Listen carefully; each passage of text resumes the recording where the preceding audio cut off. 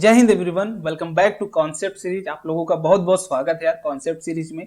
और आज एक बहुत ही प्यारा और सबसे इंपॉर्टेंट टॉपिक अभी तक का हम लोग करने वाले हैं, that is fluid mechanics. Fluid mechanics क्या है भैया? पहला टर्म काफी बच्चे पहली बार सुन रहे होंगे और काफी बच्चे काफी बार इस शब्द को सुन चुके होंगे। भैया फ्लूइड मैकेनिक्स क्या है? दैट इज आपने प्रेशर पढ़ा होगा, थ्रस्ट एंड प्रेशर आपने 9th में पढ़ा होगा, बस उसी का थोड़ा सा एक्सटेंडेड वर्जन यहाँ पे मैं फ्लूइड मैकेनिक्स, लाइक फ्लूइड के जो भी प्रॉपर्टीज हैं, जो भी फ्लूइड में हम देख पाते हैं, वेट निकालना या फिर कितने लॉज हमें पढ़ने होते हैं, वो जितने भी इंपॉर्टेंट टॉपिक्स होंगे वो सारे के सारे टॉपिक्स हम लोग यहाँ पर कर रहे होंगे। तो बहुत ही ध्यान से यार वीडियो को फॉलो करना, और एक काम जरूर करना है, वीडियो स्टार्ट करने से पहले लाइक कर देना, और अगर वीडियो अच्छी लगे तो लास्ट में अपने दोस्तों को भी जरूर रिकमेंड कर देना। ठीक है, तो बिना टाइम वेस्ट के स्टार्ट करते हैं। यार स्टार्ट करने से पहले एक छोटी सी नोटिफिकेशन आप लोगों को देना चाहूंगा।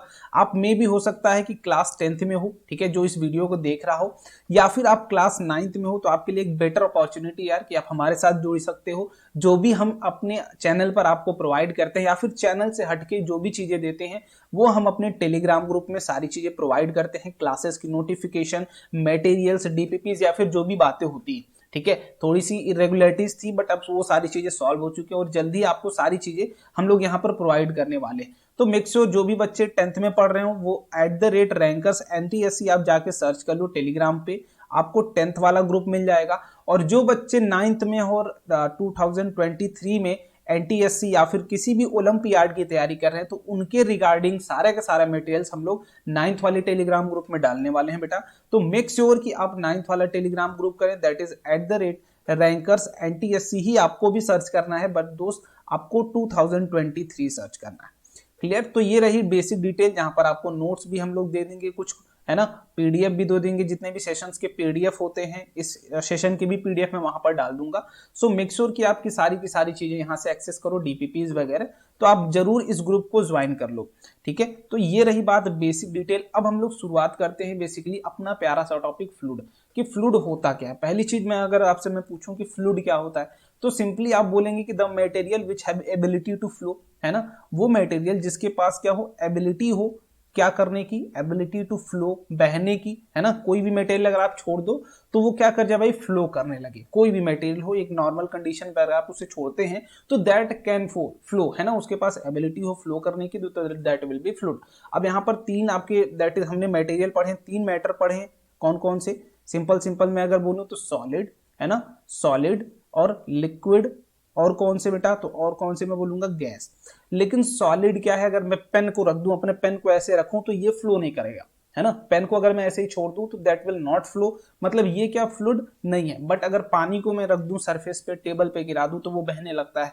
गैस को छोड़ दो तो गैस हमारे पूरे रूम में फ्लो कर रही है, गैस इधर उधर फ्लो कर रही है ना, तो गैस की एबिलिटी अपनी फ्लो करने की। तो फ्लूइड बेसिकली दो टाइप के होते हैं, लिक्विड एंड गैस। तो यहाँ पर हम जितने भी लॉस पढ़ेंगे वो आपके दोनों चीजों में वैलिड होगा, दोनों लिक्विड में होगा, दैट इज लिक्विड में भी होगा और गैस में भी होगा। तो इस चैप्टर में जितने भी आप लॉ पढ़ते हो वो लिक्विड के लिए भी वैलिड होता है एंड गैस के लिए भी वैलिड होता है। क्लियर? अब यहाँ से अब मैं पूरा डिटेल में देखो चैप्टर नहीं पढ़ा रहा हूँ दोस्त, मैं एक शॉर्ट कॉन्सेप्ट सीरीज यहाँ पर आपके सामने लेके आऊँ, जो शॉर्ट चीज आपको पढ़ाने की कोशिश करूंगा।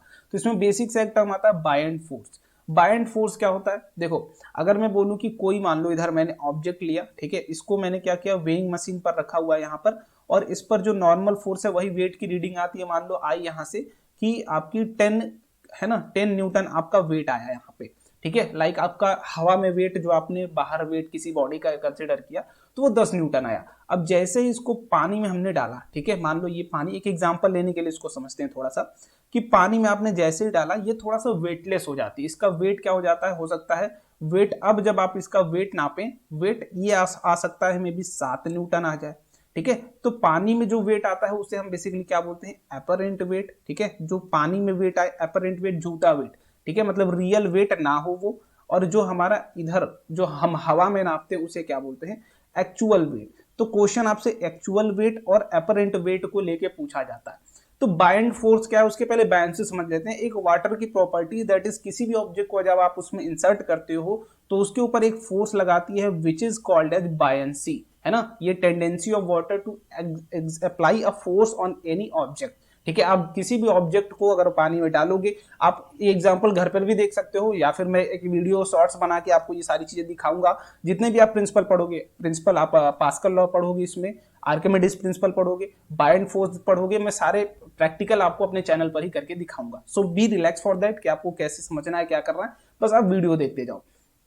ठीक है, तो वाटर क्या करता है, आपके ऊपर की तरफ एक थ्रस्ट लगाता है। थ्रस्ट क्या है, अ काइंड ऑफ फोर्स जो आपके सरफेस, किसी भी सरफेस के परपेंडिकुलरली लगे, दैट विल ऑफ थ्रस्ट। ठीक है, तो एक फोर्स जो आपका वाटर अप्लाई करता है, थ्रस्ट जो वाटर अप्लाई करता है आपकी किसी भी ऑब्जेक्ट पर, हम उसे क्या बोलते हैं, बायंसी फोर्स।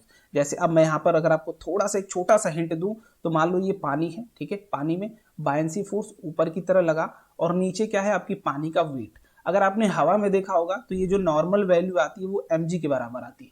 मतलब जो हम वेट निकालते हैं, जो एक्चुअल वेट निकालते हैं, वो क्या होती है, नॉर्मल की वैल्यू। तो एक्चुअल वेट की जो वैल्यू थी वो किसके बराबर थी, mg के बराबर थी। तो यहां से देखोगे तो एक्चुअल, अगर यहाँ पर वेट की बात करूं मैं, इसमें पानी में, दैट इज w डैश की बात करूं, ठीक है, इसकी डैश की बात करी, यहाँ पर w की बात कर लेता हूं, ये वाला अपरेंट वेट की अगर मैं बात करूं तो mg क्या था, हमारा रियल वेट था माइनस फोर्स ऑफ बायंसी। यही आपको दिख रहा होगा, मतलब अपरेंट वेट। ठीक है, यहां से अगर एक इक्वेशन में बनाना चाहूं तो apparent weight is equal to, apparent weight is equal to real weight या फिर actual weight, real weight minus force of buoyancy. अब इसकी वैल्यू कितनी होती है, हम लास्ट में इसको कैलकुलेट करने की कोशिश कर रहे होंगे। जो अभी के लिए इक्वेशन ये है कि फोर्स ऑफ बायंसी, आपकी जो वेट घटी है, दैट इज, अगर आप ध्यान से देखोगे तो कितना अमाउंट ऑफ वेट घटा है, तो वेट जो घटा है, जो रिड्यूस्ड वेट है, वो फोर्स ऑफ बायंसी के बराबर है। तो यहां पर लिख लो एक छोटा सा हैशटैग करके, स्टार करके, ऐसे कि reduced weight is equal to, कितना वेट रिड्यूस होता है, तो that is equal to force of buoyancy. Clear, I think इतनी बात आपको एकदम क्लियर होगी, इसमें किसी भी तरीके की आपको प्रॉब्लम नहीं होगी। बहुत बढ़िया। ठीक है, अब इसको थोड़ा सा हम लोग यहाँ पर और 3 केसेस बना के देख लेते हैं। दैट इज, मैंने बोला कि 3 केसेस आपके पास होंगे, यहाँ पर तीनों बहुत ही छोटे छोटे टर्म में मैं आपको पूरी फ्लूइड पढ़ाने की कोशिश कर रहा हूँ। ठीक है, ये पानी है मान लो, ठीक है, ये पानी है कुछ, इसमें भी पानी भरा हुआ है, 3 केसेस मैंने यहाँ पर बनाए। ठीक है, मैंने क्या किया, इसमें एक पहले बॉल को क्या किया, डिप करके छोड़ा, तो ये सरफेस पर आ गया ऐसे। ठीक है, तो ये पहला केस क्या है, जब अगर मैंने डिप करके छोड़ा तो ये सरफेस पर आके बैठ गया, मतलब ऊपर क्या लग रहा होगा, फोर्स ऑफ बायंसी लग रहा होगा। ठीक है, और नीचे क्या लग रहा होगा, mg लग रहा होगा। तो अगर ध्यान से देखो, मैंने इसको क्या किया, पानी में अंदर दबाया, फिर छोड़ा, तो ये ऊपर आके सरफेस पर बैठ गया। तो इसका मतलब जो फोर्स ऑफ बायंसी होगा, कहीं ना कहीं वो mg से ज्यादा होगा। बोलो, कहीं ना कहीं mg से ज्यादा होगा भाई, है ना। तो ये कौन सा केस हो गया, दैट इज फ्लोट का केस। कभी भी अगर फ्लोट बोला जाए कि कोई ऑब्जेक्ट फ्लोट कर रहा है पानी, मतलब बायंसी फोर्स क्या है, mg उसके वेट से ज्यादा लग रहा है। दूसरा केस मैं बोलूं कि ये क्या है भाई, आपकी सरफेस में इतना डूबा हुआ है आधा, ठीक है, आधा डूबा हुआ है, ठीक है, आधा डूबा हुआ है।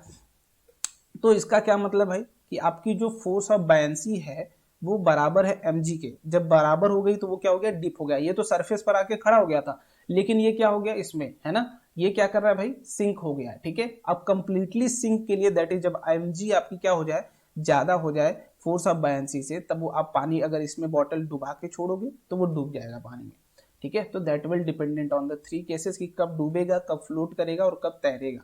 ठीक है, क्लियर, चलो बहुत बढ़िया। अब बात करते हैं कुछ अपने लॉज की, दैट इज पास्कल लॉ की। तो पास्कल लॉ बहुत ही सिंपल सा लॉ, इसमें कंफ्यूज होने की जरूरत नहीं है। The external static pressure applied on the confined liquid is distributed transmuted evenly through out the liquid in all direction. आप इसका भी एग्जांपल ले सकते हो कि ये कोई बॉल है जिसमें क्या है, थ्रू आउटली जो आपके लिक्विड है थ्रू आउटली फैला हुआ है। अब इस पर कहीं पर भी प्रेशर दोगे तो वो प्रेशर इक्वली डिस्ट्रीब्यूट हो जाएगा हर डायरेक्शन में। ठीक है, वो प्रेशर क्या हो जाएगा, इक्वली डिस्ट्रीब्यूट हो जाएगा हर डायरेक्शन में। इसका एग्जांपल इधर से भी मैं दिखा सकता हूँ। ठीक है, जैसे मैंने बोला कि इसमें क्या है, पानी भरा हुआ है। ठीक है, इसमें क्या है, पानी भरा हुआ है। अब ये बैलेंस्ड, पूरा यहाँ पर बैलेंस्ड फील्ड लिक्विड है, पूरी तरीके से अच्छे तरीके से बैलेंस्ड फील्ड लिक्विड है। अब मैंने ऊपर से एक पिस्टन लगा दिया ऊपर से। ठीक है, अब मैंने क्या किया, इसमें एक्सटर्नल प्रेशर क्रिएट किया, एक्सटर्नल प्रेशर क्या किया, क्रिएट किया। अब मैं इसका एक आपको पूरा का पूरा दिखाऊंगा, डिमॉन्स्ट्रेशन भी अपने चैनल पर कि कैसे डिमॉन्स्ट्रेट करके आपको समझना होगा। ठीक है, मान लो इधर से मैंने कोई प्रेशर क्रिएट किया, तो ये प्रेशर क्या होगा, इक्वली डिस्ट्रीब्यूटेड हो जाएगा हर एक डायरेक्शन में। यही हमारा क्या बोलता है, दैट इज पास्कल लॉ। ये प्रेशर कहाँ डिस्ट्रीब्यूट होगा, हर एक डायरेक्शन में। ठीक है, और इसी लॉ पे बेस्ड आप हाइड्रोलिक्स आगे जाके पढ़ोगे। मैं लास्ट में इसकी भी कोशिश करूंगा आपको हाइड्रोलिक्स भी पढ़ाने का। ठीक है, अब बात करते हैं प्रेशर वेरिएशन इन डेप्थ, कि आप जब भी किसी भी लिक्विड के कारण डेप्थ में प्रेशर वेरिएशन निकालते हो तो वो कैसे निकालते हो। ठीक है, तो मैंने बोला कि ये कुछ लिक्विड भरी हुई है। ठीक है, अब ये वाटर कंटेनर, तो आप ध्यान से देखेंगे तो इसका सरफेस एरिया कुछ इस तरीके से होगा। ठीक है, कुछ इस तरीके से होगा, मतलब ये वाला एरिया कुछ आपकी नीचे वाली एरिया कुछ होगी। ठीक है, ये नीचे वाला कुछ एरिया पानी आपका भरा हुआ होगा। बॉटम सरफेस अगर आप ध्यान से देखोगे तो नीचे वाला एरिया, मान लो इसकी वैल्यू मान लिया ए है मैंने। ठीक है, एरिया। अब मैंने बोला कि ये पानी जो कंटेनर में आपकी भरा हुआ है ये एच हाइट तक भरा हुआ है। ठीक है, और जब भी हम रिफरेंस लेते हैं तो टॉप टू बॉटम लेते हैं। इसके लिए मैंने बोला कि प्रेशर मान लो जो एग्जर्ट कर रहा है वाटर आपकी सरफेस पर, या फिर कोई ऑब्जेक्ट मान लो यहाँ पर प्रेशर कुछ एग्जर्ट कर रहा है पी, तो ये पी की वैल्यू आप बताइए। या फिर किसी भी एक हाइट पर मैं आपसे पूछ दूं इस हाइट पर, इस पॉइंट पर, तब आप कैसे बताएंगे। तो उसके लिए मैंने बोला किसी भी एक एच हाइट पर हमें प्रेशर निकालना है। तो हमने पहले ही पढ़ा हुआ है दैट इज कि फोर्स, मान लो मैंने बोला कि इस पर कुछ फोर्स लग, सॉरी प्रेशर लग रहा होगा। ठीक है, प्रेशर लग रहा होगा, वो प्रेशर क्या होगा भाई, फोर्स अपॉन एरिया होगा। ठीक है, फोर्स अपॉन एरिया मतलब इस एरिया पर कितना फोर्स वाटर के कारण लग रहा होगा, तो वाटर का जो वेट होगा उसी के बराबर, है ना। वाटर का जो टोटल वेट होगा उस कंटेनर में, क्या उसी के बराबर, तो बोलेंगे बिल्कुल भैया हाँ, है ना। तो वेट क्या बोला मैंने, वेट हो गया मास इनटू ग्रेविटी, जितना अमाउंट ऑफ वाटर भरा होगा और कितने एरिया पर लग रहा है दैट विल बी प्रेशर। बोलो हाँ या ना, है ना, इतनी बात तो होगी बिल्कुल। अब देखो मैंने पढ़ा हुआ है कि density of water is equal to mass upon volume of water. पढ़ा हुआ है क्या, कभी पढ़ा हुआ है ऐसा, बिल्कुल पढ़ा होगा, है ना, पढ़ा होगा। तो यहां से मैं बोलूं अगर कि मास तो भाई हमें पता है, ठीक है, मास ही नहीं है ना। तो वॉल्यूम क्या होगा, तो वॉल्यूम जितना एरिया नीचे ये वाला एरिया भरा हुआ है और एच हाइट तक भरा हुआ है, तो एरिया इंटू हाइट हो जाएगा। ठीक है, अब यहां से अगर मास की वैल्यू देखूं तो rho of water into area into height, क्या यही होगा। ध्यान से देख लो, कुछ भी अगर ना समझ में आए तो कमेंट करो तुरंत, है ना। कोई भी चीज ना समझ में आए कमेंट करो। नेक्स्ट टॉपिक जो भी समझना हो तुम्हें, मेक श्योर कि आप उसको भी जरूर कमेंट करें।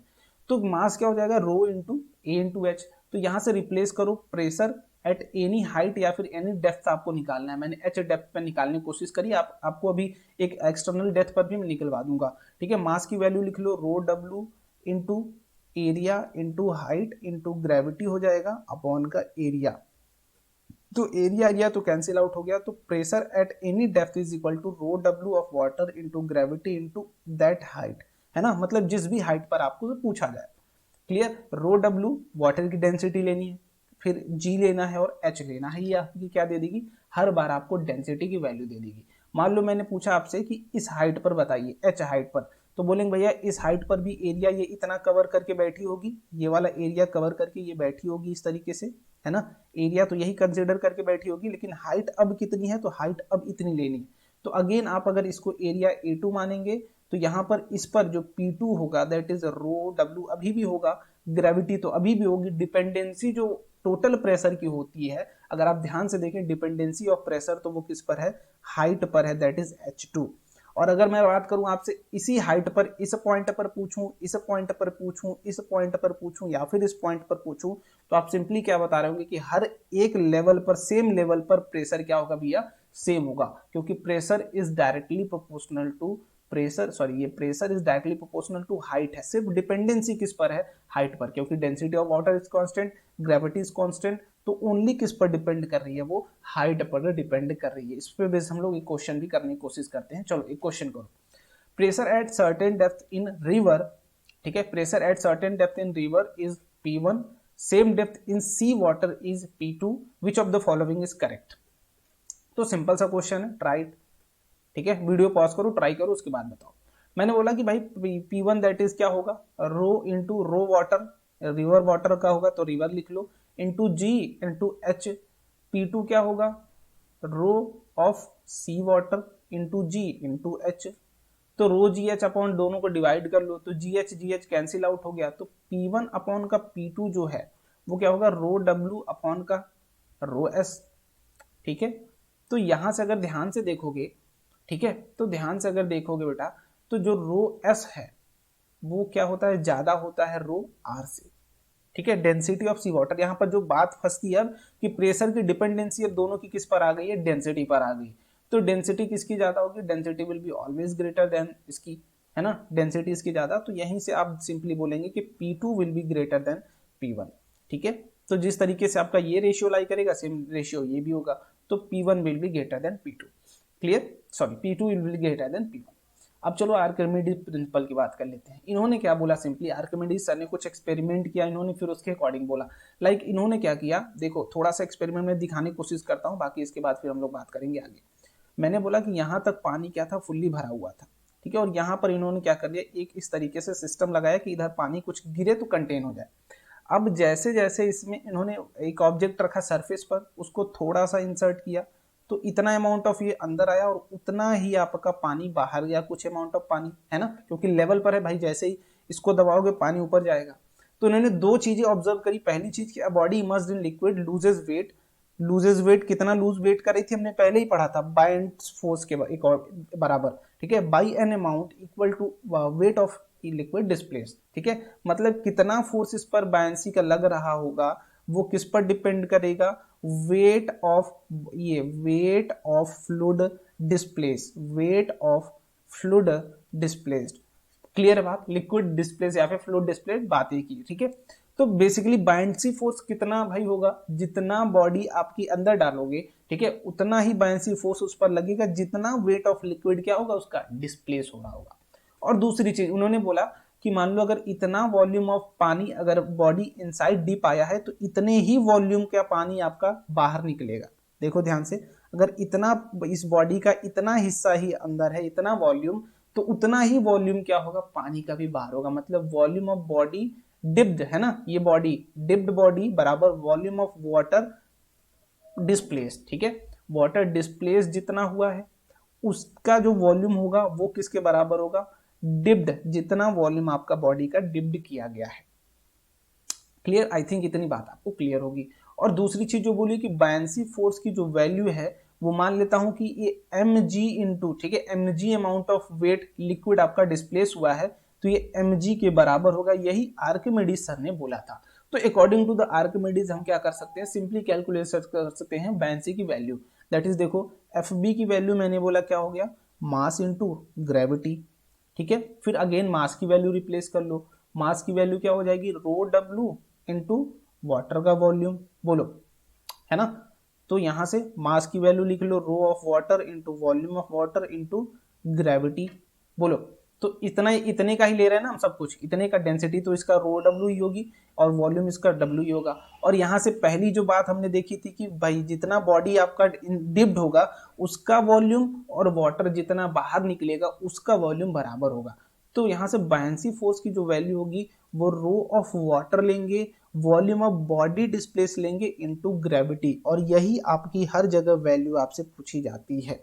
और यहीं पर आप कंफ्यूज होते हो कि ये जो वॉल्यूम लेना है वो यही वाला वॉल्यूम लेना है जितना ऑब्जेक्ट आपका अंदर है, volume of body inside the liquid या फिर वाटर, क्लियर, जितना अमाउंट ऑफ बॉडी लिक्विड के अंदर होगा उतना अमाउंट ऑफ वॉल्यूम ही आपको लेना होता है to calculate the buoyancy force, clear. और ये कहां से आता है, तो it will comes from the Archimedes principle, ठीक है, क्लियर। चलो इसको थोड़ा सा और हम लोग इधर अब कोशिश करता हूं मैं यहाँ पर आपको दिखाने की, ठीक है। तो buoyancy force will be always rho of water into volume of body displace, ठीक है, डिप्ड इनटू ग्रेविटी, यही क्या होती है आपकी सिंपल और सिंपल बायंसी फोर्स के लिए इक्वेशन। और इससे सिंपल भाषा में आपको कोई भी नहीं समझा सकता है, क्लियर। तो बायंसी फोर्स अगर आपको निकालना हो, बायंड फोर्स की वैल्यू निकालनी हो, तो रो ऑफ वाटर लोगे, ध्यान से लिख लो, रो ये क्या होगा, density of water, density of water लेंगे इसको, ठीक है। और ये क्या होगा, तो ये होगा वॉल्यूम ऑफ ऑब्जेक्ट डिप्ड, ठीक है, जितना अमाउंट ऑफ ऑब्जेक्ट डिप्ड होगा बस उतना वॉल्यूम लेंगे। और जी क्या होगी, ग्रेविटी ड्यू टू अर्थ, ठीक है, gravity due to earth, that will be और ग्रेविटी। चलो एक छोटा सा क्वेश्चन इसके ऊपर करते हैं तो that will be more clear for us, है ना। A block of would with length, ठीक है, एक ब्लॉक है उसका लेंथ 2.5 मीटर है, विड्थ कितना है 0.5 मीटर है, और हाइट कितना है 0.4 मीटर है। The density of water is 1000 kilogram पर मीटर क्यूब, ठीक है, बहुत ही बढ़िया। If the block is placed in the water, water के अंदर रखा हुआ है, सबसे बेहतरीन बात अंदर रखा हुआ है, what is the bind force. अब ध्यान से देखो, इसके लिए कैलकुलेशन के लिए मैंने क्या बोला, आप वीडियो को पॉज करो, खुद से करो। मैंने बोला यहाँ तक पानी भरा हुआ है, ठीक है। अब इसमें एक क्यूब हमने डाल दिया है, ब्लॉक ऑफ वुड है, ठीक है। ये कोई इस तरीके का क्यूब है, ठीक है, इस तरीके का क्यूब है मान लेते हैं कुछ, ठीक है।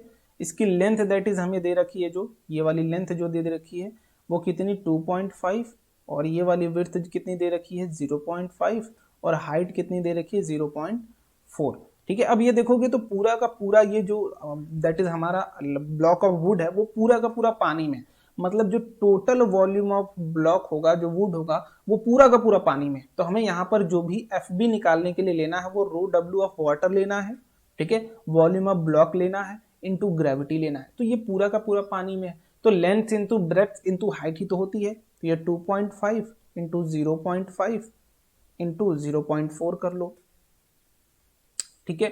25 चौका 100 और 500 इंटू 0.5 मीटर क्यूब, आई थिंक आपका आंसर आना चाहिए, है ना। 25 चौका 100 हो जाएगा और 3 यहाँ से 10⁻³ कर देंगे, ठीक है। हाँ, 25 चौका 100 और 500, ठीक है, परफेक्ट है, ठीक है। अब यहाँ से बैंड फोर्स की वैल्यू क्या हो जाएगी, यूनिट का भी सबसे ज्यादा ध्यान रखोगे आप, ठीक है, यूनिट का भी। तो रो मान लीजिए आप केजी पर मीटर क्यूब में ले रहे हैं, दैट इज 1000, एक सेकेंड, जस्ट 1 सेकेंड, मैंने पहले ही लिख दिया यूनिट। तो दैट विल बी 1000 इंटू, ठीक है। अब वॉल्यूम आप मीटर क्यूब में ही ले रहे हैं 0.5 इंटू 10, तो यहाँ से सिंपल अगर आप देखेंगे तो एक यहाँ उड़ा, एक खत्म, ठीक है। बेसिकली ये 5000 न्यूटन आपका क्या आ जाना है, 5000 न्यूटन आपकी बायंसी फोर्स की वैल्यू आई थिंक आ रही होगी, ठीक है। क्लियर हुई बात, इतनी को क्लियर हो गई होगी, किसी भी तरीके का कोई प्रॉब्लम नहीं होगा। अगर कोई डाउट रह जाता है बेटा तो आप मेक श्योर उसको कमेंट बॉक्स में जरूर बताएं, I will clear all the doubts. Bye, मिलते हैं नेक्स्ट लेक्चर में।